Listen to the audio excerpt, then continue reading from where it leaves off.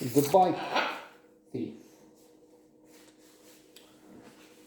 Very good. Very, very good.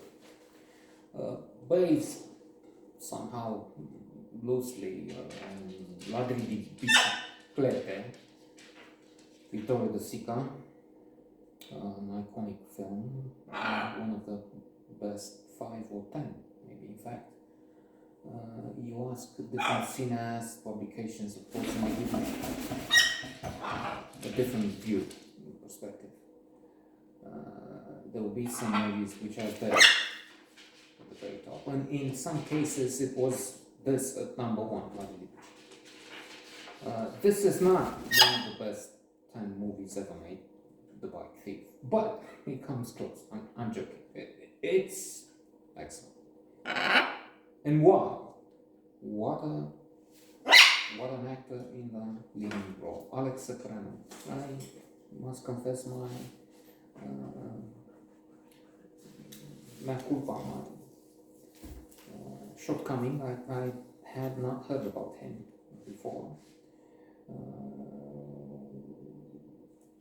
which might be because he didn't get roles, but it's also a lack of knowledge about what's going on. Of course, his partner is Anna Maria Marinka, the one who was at the center of 432 for months, 3 weeks, 2 days, a classic in its own right. Time magazine gave it as one of the top 100 movies, best movies ever made. One point. There's a list which is out there where you have some interesting names, but another one, or was it the second half of something? Anyway, winner of the Palme d'Or, and with that, and considering other elements, 432 is part of the history of cinema. And okay, never mind time, and it's top 100 last half of the century or this whole century or something or other. Let's say it's on our list, and that's enough. I'm just being foolish, of course. But we had a positive comment from Asia somehow. I didn't go ahead and look because it might have been not positive, but mocking. A rare comment. So, Alex Secrano, a complex rendering, minimalist, he doesn't need to scream, he has a lot in his performance, it's also mysterious, he conveys a spark of, well, more than sparks, wit, cleverness, sorrow, sadness, some irony, some amused understanding of, well, God damn you, I mean, anger, controlled. Sometimes he has to try and act over this fury. There's a lot with that. So, wonderful. I hope he gets all the roles that are worthy of the star, which is important ones. That will be hard because they're all reserved somehow, but there you go.